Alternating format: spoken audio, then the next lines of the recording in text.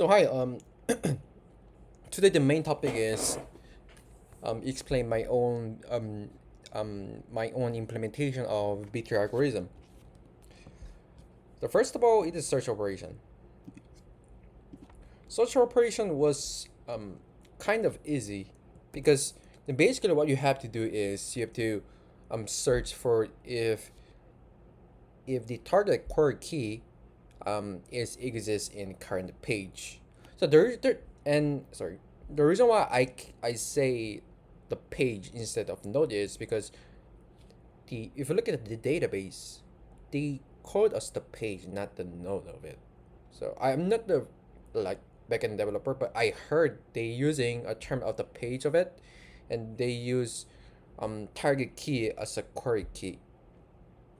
And so that is kind of um, the the thing I consider before naming this parameter. Example, the query keys and the page is basically based on those kind of background knowledge.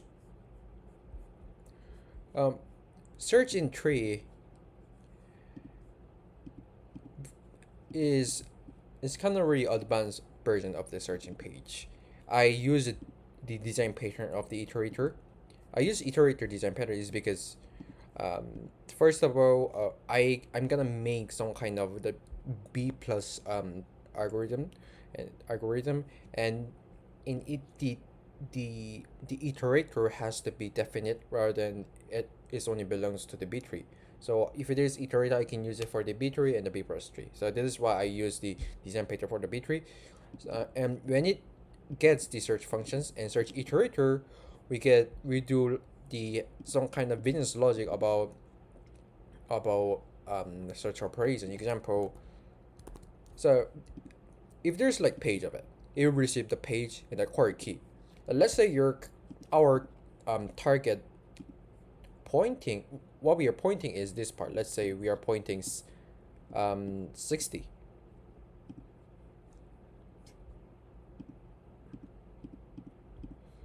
Let's say we are pointing 60. And the query key, let's say we are heading for the 40. Our query key is 40.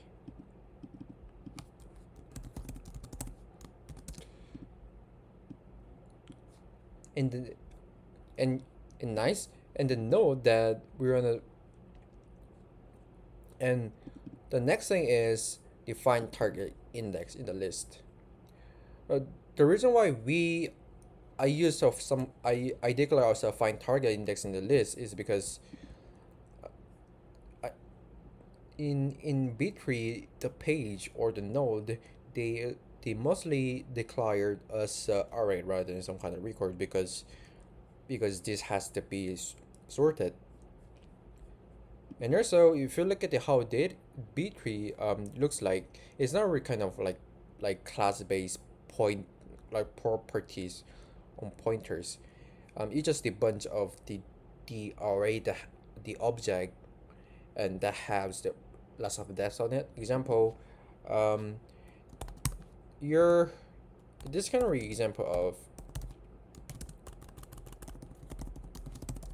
um showing the how the B-tree data structure looks like in the real world. The record key is gonna be 60. And the children's is gonna be 6. Children is gonna be the page that has the 6, 18, and 30, and 42, 52. And the page that has 72 and 8.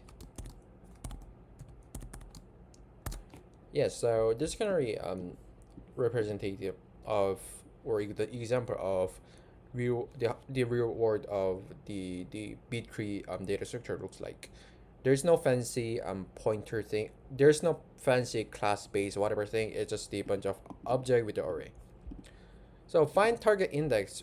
It also means that it has to find the target in their index, whatever if it's like if there's like query key on it. If it's not, it has to go to the target children example. Your 40 key, your target key query key is 40, so you have to first find on the 40 on the this part. Since the of course 40 and 60 is different. It has to go to the left. The reason why it has to go to the left is because the B tree is extension version of the binary tree. The the the, the those the the value has less value goes to the left. So it goes to left here. And now we were able to pointing with this node because 40 could be inside in this node. But the question is, how do we make those kind of search operation? And this kind of kind of a difficult find searching or the going to some kind of right or left direction is actually inside the find target key in list. And the reason I think it's kind of really simple because you just have to compare if the target query key is smaller than the current value current element in the record keys. Example, the first target was a 60 and the query key is 40. We will use this find index method to check if the target value is equals to the element, or we can just use get next page index to find if the query is smaller than the element. So this this logic is most important thing to find next keys because this represent the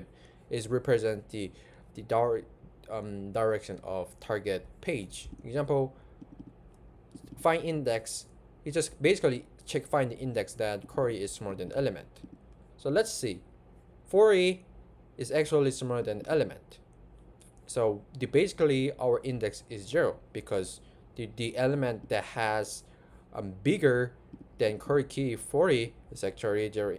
The index is actually 0. Your index is 0. So, and it also means that your child, if there's no target, if the target keys won't match, that also means that your target children would be the 0 index of your children. So this kind of hard. Let me just try to give you an example. Let's say your target query key is 80. 80 is bigger than 60. And if you look at this logic, if index is -1 in the JavaScript, this also means that there's nothing found. There's no element that is bigger than the 80. So we will return the -1. If it's -1, we will return the list of the length, which is 1. So our target next children is gonna be the index 1 of the children. So which is gonna be this part. And those kind of logic is capitalized in the search in iterator.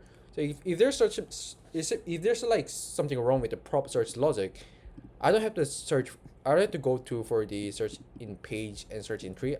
I just have to look for the search iterator if there's something wrong with the logic. That's kind of really how I did. And search in page is basically search only in this current page.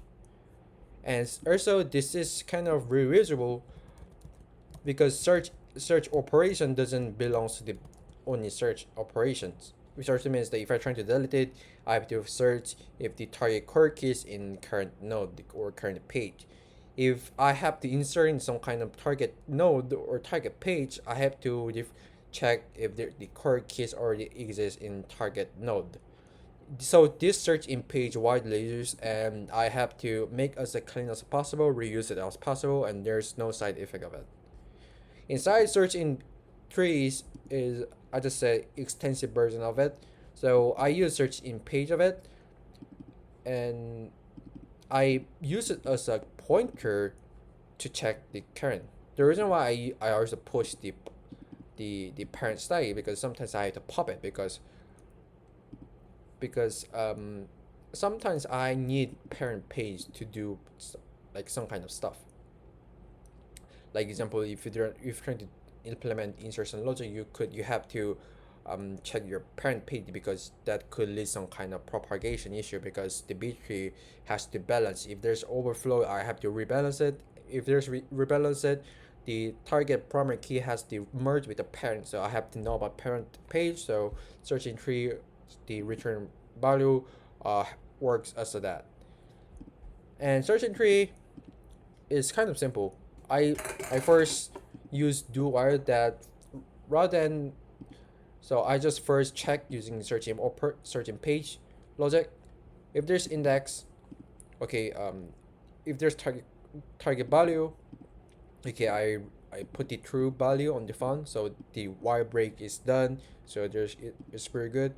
But if there's no font, I just have to recap and reuse it. And since I assign the new current after getting the target index, so I will able to check the watches are to traverse the next current child index or value, and iterate it and find if there's something wrong with it or not. So that's gonna read idea of the search operations. and and so this code is um there was no issue here now, but, and I think that's kind of reason of it, because I split into um interest, and I capsulize as much as possible. The capsulize doesn't mean that I have to use class method to work as an object oriented programming. So that's kind of really thing what I learned. And the insertion logic is kind of really simple, but this code is really dirty, so I have to refactor it. So basically, it also uses searching page logic. If you look at here, yeah, here searching page. Searching page. If there's current, I do whatever stuff. So yeah, here. So I think this is it. So have a nice session next time. Bye bye.